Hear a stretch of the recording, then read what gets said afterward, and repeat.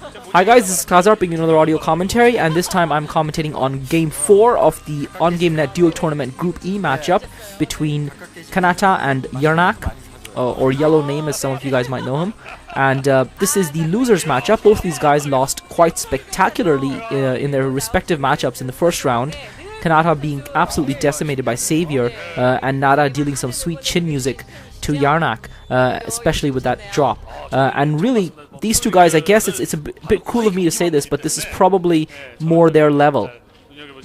And I was just counting the drones there for a second for Yrnc, and it does look like he's gone for a hatchery at after 9 or 10 drones, and then a spawning pool. So he's gone like 9 hatch pool into pool, whereas Canata has gone straight for his first barracks, which is something as we would expect. Nada did fast expand on this map after that, and I would expect, considering the fact that that spawning pool is a little bit later for Yrnc than it was for Savior, so should Canata be quite comfortable in fast expanding here. After getting, well, it's not really a fast expansion, I suppose, but it is a relatively quick expansion after the barracks rather than teching or getting an extractor, and that is exactly what he is doing. So it'll be interesting to see how this game pans out. This is still Bluestorm, and in contrast to the absolutely epic and ginormous match we had between Nada and Savior, which I have commented on, it'll be interesting to see what these two guys can bring to the party, and I hope they can at least provide us with some entertainment, because thus far they've been utterly boring. The only reason I'm commenting on this is because I want to see the outcome of this match before I go on to comment on the match between Nada and the winner of this match, and that's the only significance of this match. I was half tempted not to do it, but I am doing it for completeness' sake.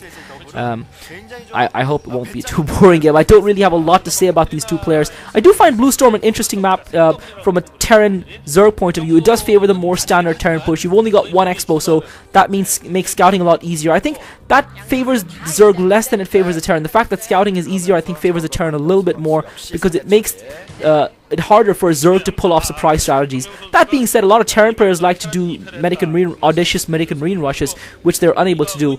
It also means that the push distances are not as big across the map. But that being said, the narrow entrance from the main through the center do make it difficult for a Terran tank siege push, but an early medic and marine push can still get through and get there in quite quick time to a Zerg's base. And if a Terran player does go for it, I would imagine it would be quite difficult for a Zerg player to adequately defend it. The key obviously being to deny the Zerg player the scout. Yrnc was quite sensible in his strategy, though, in putting down the spawning pool after his first hatchery. We saw Savior putting his spawning pool down before his first hatchery, so that should give Yrnc a little bit of an economic advantage in terms of where Savior was in this game, and maybe that will give him the advantage he needs to close out the game earlier. Savior did go for the early spawning pool. Nada fast expanded, blocked off his choke, and Savior's early harass was quite ineffective, and that allowed Nada to get back in the game early on, and the game then went to the wire because of it. Maybe this will be a little bit more one-sided, and it'll be interesting. Certainly, based on Kanata's defensive and sluggish performance in the last matchup, I do expect Yrnc will probably walk all over him, but Yrnc wasn't in brilliant form himself. And again, this is a sign of a Zerg player who, in my opinion, is not doing a great job. He's already building a sunken without really any sort of push coming from the Terran player just as yet. I suppose again he is taking the shorter map distances into account, the push distance into account. He's already built a creep colony, and yet the Terran player is fast expanded. Doesn't look like he's about to start pushing just yet, although we haven't had a glimpse of Kanata's base in some time, and I might be eating my words in a second now. Lair is up for Yrnc, and I think he might be choosing to go for a Spire again. I haven't seen a hard list den for him yet again. He's trying to hide his tech just behind that cliff there near the middle hatchery, near his third hatchery, and he's going straight for a Spire. He's using the Zerg, and really look at this. Kanata has got a small group of medic and marines. He's got nothing really. He's only getting his Firebite out now, and that creep colony went down ages ago for Yrnc, and I just think that's ineffective. Canata now has got 3 barracks in. I think Yrnc could have waited a little bit longer before putting those creep colonies down. These kind of seconds do make a difference in the game in terms of your economy. Those are 3 drones that are mining for less time, that are up for a short amount of time, and this time Kanata's engineering bay not going up as early as it did in the previous game on Katrina, and he's got his third barracks now, so it does look like there might be an early medic and marine push with a couple of Firebats hanging in, and this is something we didn't see Nada do, and I'd like to see Canata do it. I'd like to see him push up and challenge Yrnc's defense before that Spire is up, before he's got Mutalisk out. Just plant a couple of Firebats in the corridor for defense, and send a group of medic and marines and just challenge Yrnc a little bit. Force him, he's got enough troops there to do it, force him to try and build a couple more Sunkens, force him to waste a few more resources, and Yrnc once again doing what we saw him do versus Nada, which failed miserably and horribly for him. He's putting that hatchery down quite early. He's going for that third gas. Obviously, it is an important thing for a Zerg player to be able to get that, but if that gets taken out, then it usually costs him the game, as it did versus Nada, and he's put that hatchery down at the 5 o'clock position, it would look like. The question is whether Canata is competent a player enough, and he certainly hasn't seemed to be, to me so far, to actually scout and spot it and put a stop to it the way Nada did. And now that hatchery finally does go down. I thought he would have planted it earlier, but he was just sending the drone down there. He's planted it now. So it'll be interesting to see what Canata's response to this is. Certainly with the 3 barracks, he should be pumping out units at the fierce rate and already starting to build turrets in anticipation of those Mutalisks coming from Yrnc's Spire, and it looks like now finally he's trying to push out a little bit, but the Mutalisks are already out, and it's really, if you're going to pressure the Zerg at all, it's too late to pressure the Zerg now. All that happened was one single Sunken was built by Yrnc, and that one Sunken 2 was not at all forced upon him by the play of his opponent. It was simply a purely defensive Sunken, so really uninspiring play by both players thus far. Bunker up as well as a few turrets. Those Marines are actually not in the bunker, which is a little bit unfortunate. A bunch of Zerglings sneak through as well, so caught off guard, and he waited too long to push out. Just horrible play by Canata, completely caught off guard. Yrnc seeing the opportunity and seizing it, pushing in while his opponent was away trying to take that expansion, and a Marine and a single Firebite are not going to do much, and now Canata is in huge trouble. Yrnc is doing massive damage to his economy here, and he's now sitting over those barracks, and Canata needs to bring back his main force and try and take his main back, otherwise this game is over before he even started. He's losing a lot of SCVs. Yrnc really pulling ahead now. This is going to be a very tough game for Canata. He's just lost so many SCVs. He's not even got any turrets or anything to defend, and Yrnc just using advantage of the opportunity to just micro his Mutalisks around. And really, you know, this game has been thrown away. Those Marines do look like they might be able to finish that. Oh my god, the 2 Zerglings arrived just in the nick of time to save the hatchery at the 5 o'clock position for Yrnc, as if sealing the advantage he's already gained. And really, I think there's really no way back for Canata in this, and based, I'm sorry to say, but based on those 2 performances, I'm going to be glad to see him going out of the competition. I just don't think he's going to bring anything to the OSL finals, and I don't think he's going to prove any challenge to Nada.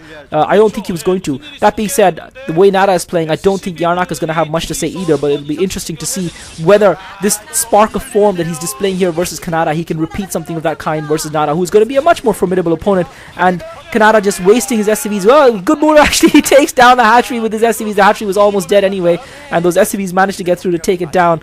I thought it would probably survive, but it didn't. I couldn't see the HP there.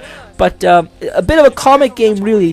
Canata waiting far too long to pressurize his opponent, allowing his opponent to amass Zerglings at will, amass Mutalisks at will. And by the time he pushed out, it was too little too late, and now he's just going to be overwhelmed. And again, once again, a bit of a nothing display from the Terran player, and a confident game by the Zerg player, who again, on the merit of this game, deserves the victory quite comfortably, I would say.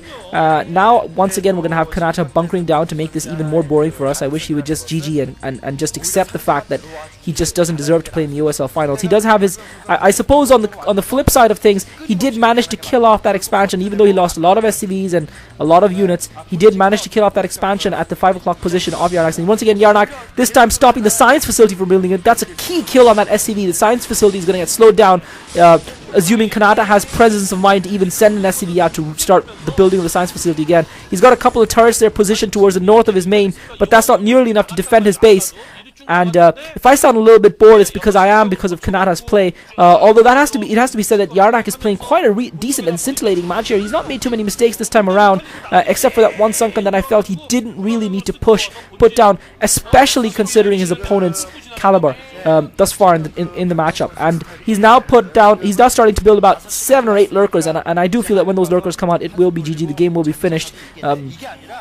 His opponent Canata will be lucky to have a single group of medic and marines and a couple of science vessels, if he's lucky, against this massive group of Mutalisks and Zerglings and lurkers, and not to mention the fact that the Queen's Nest is building for Yrnc. So Yrnc just needs to close this game out, and Canata's in desperate trouble here. He's trying to cling on, obviously, because the loser of this match goes out of the tournament. Yrnc once again coming in for a bit of harass. He should be able to pick off that SCV that's building the engineer. He didn't do that. It's a little bit of lack of concentration from Yrnc, probably because he's multitasking a little bit, and he loses a lurker as well. So not spectacular micro. I mean, that kind of micro I just don't think is going to do it for him against a player of Nada's caliber, and we'll have to see that. And once again, Canata brilliantly leaves his medic and marine group to be slaughtered, and not a single unit survives. Brilliant play by Canata. I think he's just turning up to make the number. It certainly looks like Canata has just come today to make up the numbers rather than to actually play StarCraft. Guys, this is Klazartsc. I'm going to sign out early. I've got a phone call to answer. Thanks for listening.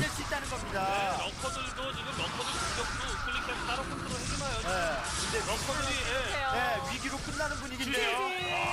머리들 모여있는 곳에다가 너무나 정확하게 촉수가 아래쪽으로 한번 오른쪽으로 한번 쫙쫙 들어가고 공격적인 박명수의 스타일이 어디 가겠습니까?